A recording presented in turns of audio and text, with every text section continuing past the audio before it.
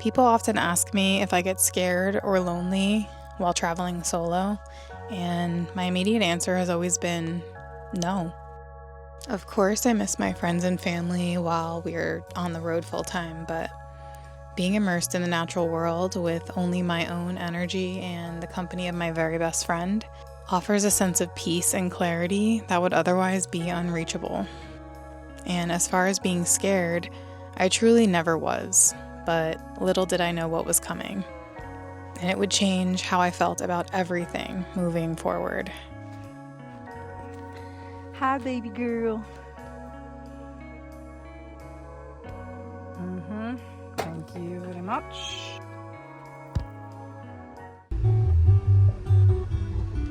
Happiness is.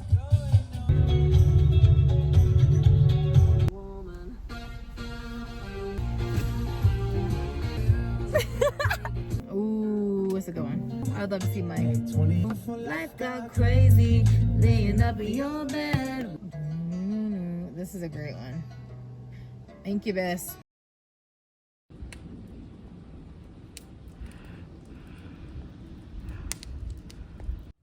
Out here, just trying to find a camp spot, and it's just like, oh my God, it's like not good. It's really not.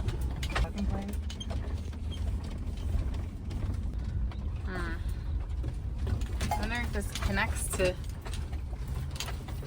anywhere. Oh my God. Update is pretty much straight down this big rocky area, and I just don't want to have to try to get back up that. So now I'm trying to multi-point turn with no space anywhere. So it's just, yeah, I should have took this as a sign on the way in of how bad it was going to be.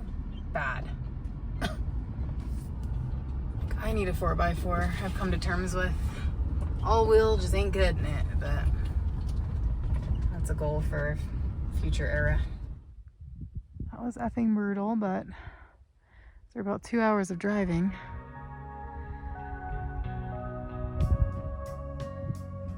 wow. Being alone is often confused with being lonely, but these are two completely separate concepts. I've found that you can be in a room full of people, surrounded by others who don't truly see or understand the real you, and that right there is the loneliest place in the world.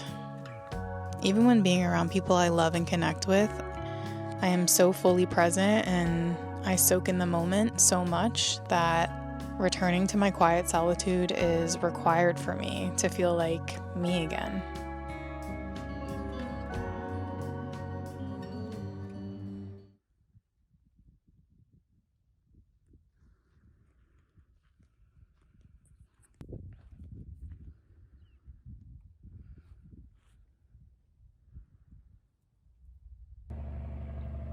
This is the third logging truck I've seen this morning.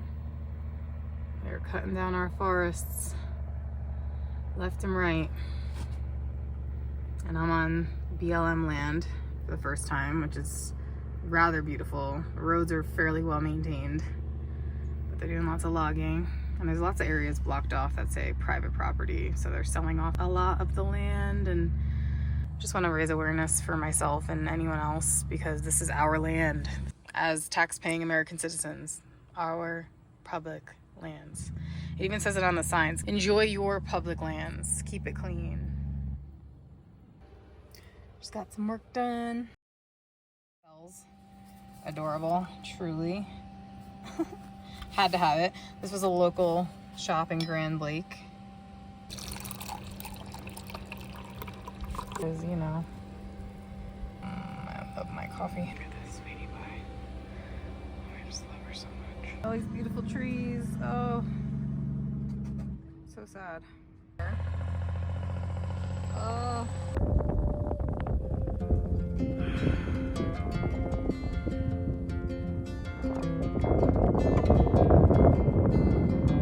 Views from the van were, I had to climb down. Just wanted to fix my cameras a little bit so they're facing the right direction. Oh wow, this is so pretty.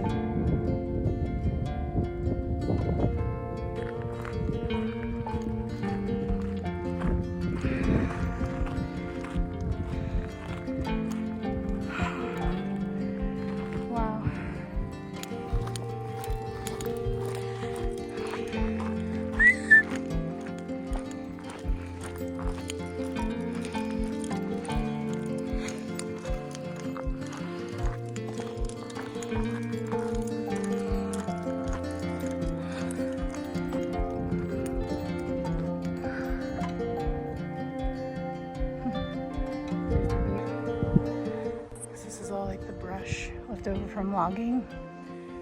Saw like 5 logging trucks just this morning. Like dead brush, okay, I get it, but like cutting down perfectly healthy trees is just like, what are we doing, humans? We gotta wake up. I would describe myself as an inherent introvert who's also very extroverted at times. But after being around large groups of people or intense loud noises or energy, I really need that time to recharge. And I rather enjoy my own company and feel most safe when in the comfort of my own space. Starting in childhood, I had a huge personality, very goofy and silly, dancing and singing, talking in accents, and this would often lead others to feel lighthearted in my presence. It was a way to help me feel accepted and loved throughout life.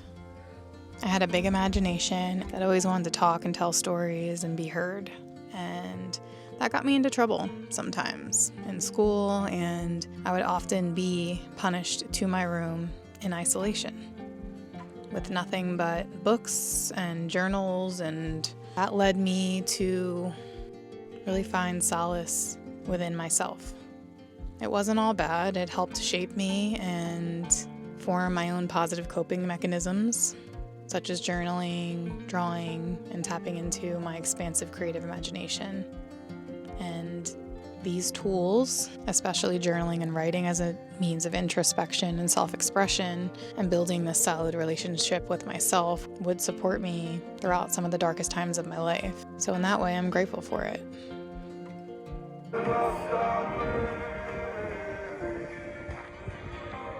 This is what I do every time Gem wastes water, which is often. I put it under her muzzle, never on top, under here. It's always the places that are not hitting the sun. And you want to do the armpits.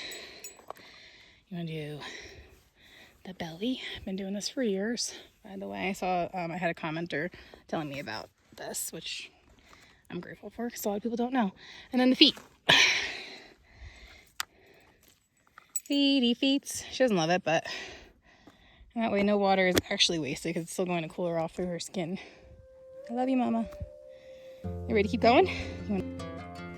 As life handed that child hardships and challenges that led to having to be strong, resilient, and grow up fast, that humor and self-reliance would keep me afloat.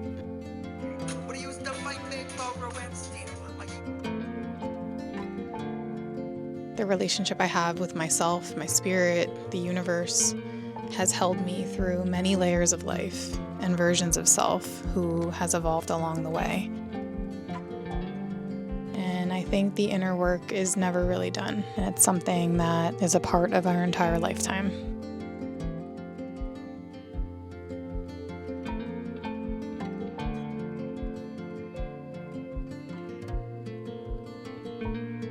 I had just found one of the most stunning camp spots I've ever been to. Miles of untouched public land, mountain views, peace and silence. It felt like freedom. Sure, there was the usual trash scattered around. There always is, unfortunately. But other than that, it was perfect. Just me and Gem, completely alone. For a couple of days, it stayed that way. Only the occasional logging truck passed by, and then we'd go back to our quiet little world. But by the weekend, more people started showing up.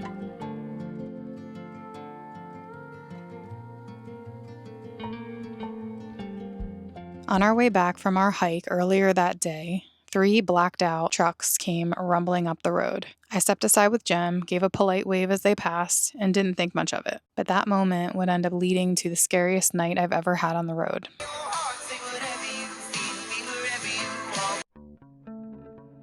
That evening, as the sun started to set, the same group started tearing up and down the road in their quads. Loud and obnoxious, yes, but harmless.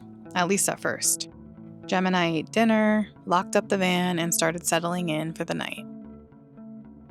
Around midnight, just as I started to drift off, 3 loud knocks right at my sliding door glass. Someone just came knocking on my door. in the middle of the national forest, so.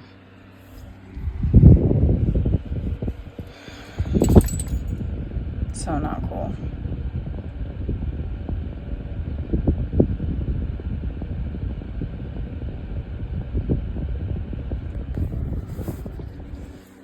So not cool. I froze. My heart stopped. I grabbed my phone to check the security cameras, but of course, it hadn't been plugged in. I peeked out through my bunk window cover. I couldn't see a thing. And those motion sensor lights I still hadn't installed, well, they're sitting right there on my dash. Regret hit hard in that moment. Then I noticed a faint glow up the hill and realized it was a fire, where the trucks from earlier had parked, during an active level 1 fire ban, mind you. And that's when it clicked. These weren't the kind of people you want to cross paths with in the middle of nowhere. So I just sat there, listening. Every sound outside felt amplified. For the next couple of hours, I barely moved. I watched, waited, and checked the cameras over and over. I felt like my heart didn't stop racing until the first hint of daylight. But they never came back, thankfully, so I drifted off back to sleep. By morning, I packed up and we drove deeper into the forest. Still a bit shaky, but grateful that nothing worse had happened. That night reminded me that van life isn't always sunsets and freedom. Sometimes it's fear in the dark and learning to trust your instincts. But even after the scariest night, I still wouldn't trade this life for anything. All right, here we go. Slept there last night, even though the intruding knocker scared the shit out of me, and I was pretty shook up for a couple of hours. I knew I was fine, and if it repeated, then I would have had to take action, but it didn't. They didn't come back. And I saw the little idiots this morning, and I'm pretty sure it was them, and most of them were leaving, so we're just driving deeper into this pass. There's about an hour and 35 minutes worth of road until you get to Vail, so I'm gonna try to find a spot to camp tonight, and then we're gonna go into Vail tomorrow. We're here, Mama. I can't help but feel frustrated knowing that if I were a man or with one, that they likely would not have done this. And to be clear, this didn't happen because solo females shouldn't camp alone. This happened because some people have lost their general respect of other people, their space, and their personal property. At the time you're seeing this footage, it's been 3 months since the incident, and I still move differently to this day. I'm not afraid, but I am more cautious. While this won't stop me from solo traveling, it has definitely made me hyper aware of who comes around while I'm camping in the wild. And it has led me to take more precautions in regards to visibility. With all of this being shared, it's important to note that this incident is not the norm throughout this full-time travel journey for me.